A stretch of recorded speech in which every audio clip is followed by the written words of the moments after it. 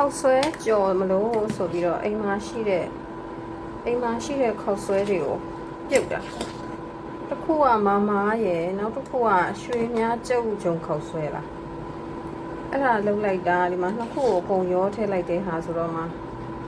မတွေကပျော်ပြီးတော့ရွှေမြတွေကမကြက်သေးဘူးတော့အဲ့ဒါဘယ်လိုလုပ်ရမလဲအဲ့ဒါဘယ်လိုလုပ်ရမလဲခောက်ဆွဲကြော်စားဖို့မှာတည့်ရွက်တွေလှီးထားတယ်ဒါခောက်ဆွဲတွေကိုရေးစစ်လိုက်တယ်ပေါ့နော်ရေးစစ်လိုက်တယ်ခောက်ဆွဲသားလေးကတော့နည်းနည်းလေးမဟုတ်တဲ့ဟာကတော့နည်းနည်းလေးမာနေသေးပြီမြကြော်လိုက်ပြီးလို့ရှင်တော့အဆင်ပြေသွားမယ်ထင်တာပဲကြော်ကြည့်ရမှာပေါ့နော်ဒါကကိုရီနည်းနည်းလုပ်ဖို့ပေါ့နော်ကိုရီပုံမှန်ဆိုလို့ရှိရင်တော့ဒီလိုကိုရီတွေတိတ်မထည့်ဘူးအိမ်ကြော်ဆိုတော့လေဒီကချက်တုံကအချင်လုပ်ဖို့ဒီအဖြူကတော့ကြော်ဖို့ပေါ့နော်ကြော်မယ်ဆိုတော့မှလေအသားကိုမလုံရသေးဘူးဒီလားအသားကတဲ့ဒါကချက်ကြိတ်သားကိုအဲ့ဒီဟာပဲကြံတယ်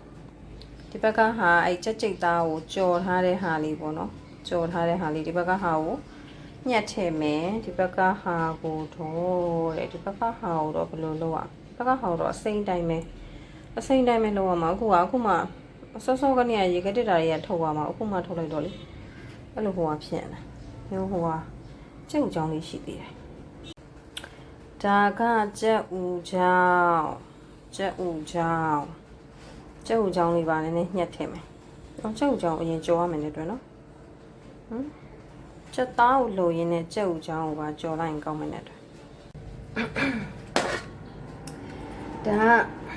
မနက်ကချက်သားဟင်းချက်ထားတဲ့ဒေဥပေါ့နော်အခုမှအဲ့အိုးလေးကချက်သားလေးတွေကိုနည်းနည်းဖယ်ပြီးတော့ခတ်ပြီးတော့အဲ့ခုချက်သား3ပြားရဲ့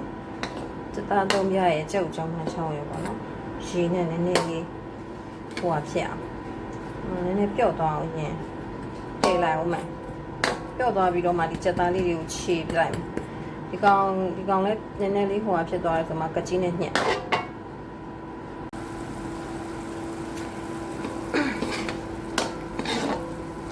ဒါကခုနချက်သားပြားလေးတွေကိုဒီဇွန်းနဲ့ထိုးချလိုက်တာပေါ့နော်ကြက်ဥကြောင်ကတော့ကကြီးလေးနဲ့ညှက်လိုက်တာပေါ့ကကြီးလေးနဲ့ညှက်ထားတယ်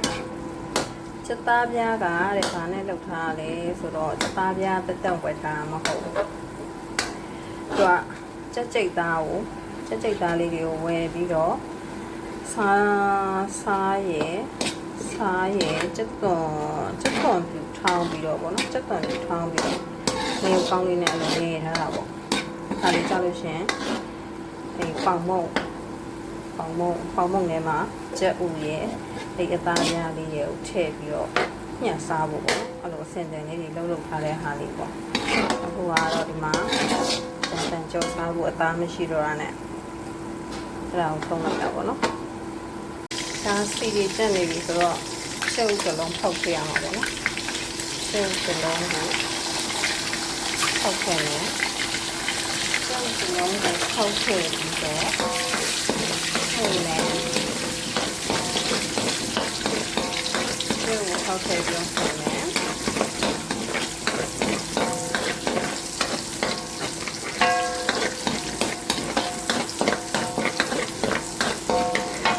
ပြီးလို့ရှိရင်ခုနတော့ကခတ်ထားတဲ့ဟွာကြီးပေါ့နော်ဒါလည်းအသားနဲ့တုပ်ချင်တယ်နော်အဲ့ဒါကိုထည့်လိုက်မယ်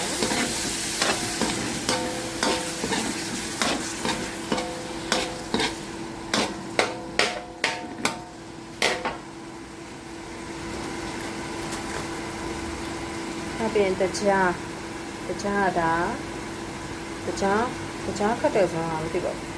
ဟာဆောင်း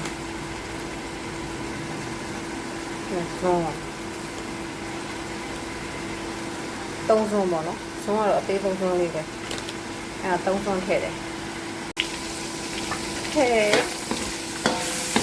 ဆိုတော့လေဘာချန်သွားလဲဆိုတော့ဘာချန်သွားလဲဆိုတော့ချက်တန်ကြီးလေးထည့်ဖို့ချန်သွားတာပေါ့နော်ဒီမှာချက်တန်ကြီးလေးထည့်ဖို့ချန်သွားတယ်ထည့်ဖို့ချန်တော့လည်းဘာရမလဲနော်ထည့်လိုက်တာပေါ့အသိလေးစားလိုက်ပေါ့ဒါကိုယ်မှာကိုကြောတာဆိုတော့တကယ်တော့ချက်တန်ကြီးကလေအစိမ်းစားတာပိုကောင်းတယ်ပြောတယ်အဲ့ပြီးလို့ရှိရင်ဒီပဲငံပြားကြီးကိုဒီလိုထက်ဒီကဒီကောင်ကိုပေါ်နေတယ်အပေါက်ကြီးအောင်များတော့လေဒီကောင်အပေါက်ကြီးအောင်များတော့အဲ့လောက်ပဲထက်အပေါက်ကကြီးရောအဲ့လောက်ထက်တယ်ပြီးတော့ဟိုရေးပြင်တာခရုစီနော်ဒါခရုစီပြီးတော့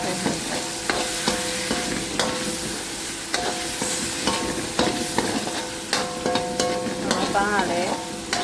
သားစိမ့်နေရလဲတော်တော်ကြက်လာပြီနော်သားစိမ့်နေရလဲကြက်လာပြီဆိုလို့ရှိရင်အစာဟိုဟာတွေလည်းထည့်ပြီးသွားပြီနှစ်ခန့်ပုံတွေလည်းထည့်ပြီးသွားပြီသားကလည်းကြက်လာပြီဆိုလို့ရှိရင်အတိရွက်ထည့်မှာအတိရွက်ဒါအတိရွက်ကဂေါ်ဘီရယ်အိမ်မှာရှိတဲ့ဟာမုံဟင်းဘူးရယ်ဘဝရောင်ပွင့်လေးပါတယ်ဟာပြီးတော့မုံလာဥနီရယ်အဲ့ဒါကိုထည့်လိုက်ထည့်ပြီးတော့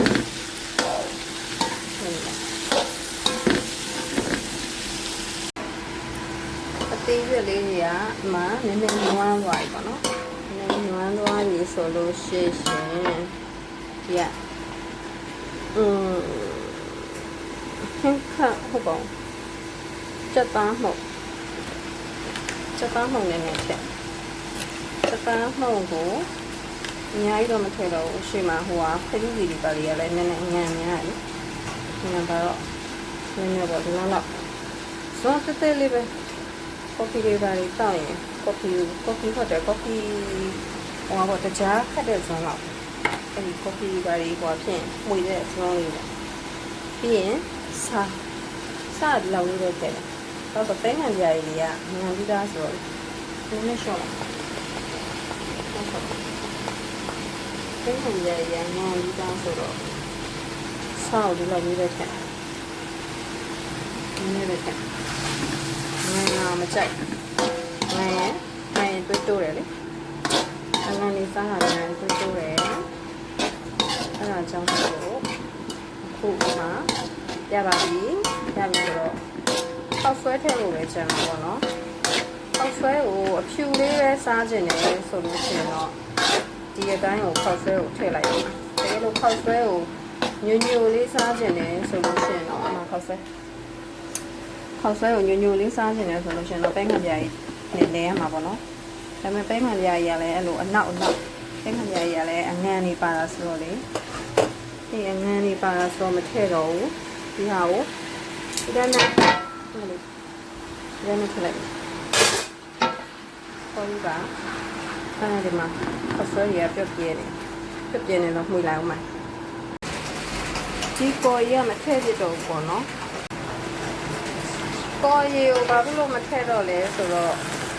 အစွဲတွေကအရင်ပြုတ်ပြဲနေပေါ့နော်ဒါအချင်လို့ပို့ပေါ့နော်အချင်ဒါကျက်သွန်တီးထားတဲ့အထဲကိုငရုတ်သီးစိမ်း4000ပေါ့နော်ငရုတ်သီးစိမ်း4000ညှက်ထည့်ထားတာပေါ့ပြီးရင်ဒီဘက်ကတန်တရာသီးနှလုံးစိတ်ထားလေးပေါ့အစိတ်ထုတ်ပြီးတော့စိတ်ထားတာလေးတွေကိုဒီထဲကိုညှက်ထည့်ပါနော်ရေပဲညှက်ထည့်မယ်ပြီးရင်စားလေးနည်းနည်းထည့်မယ်ပေါ့နော်စားလိုက်ပါဦးမယ်ရှင်ခောက်ဆွဲကြော်ဒါအချင်းဒါခောက်ဆွဲကြော်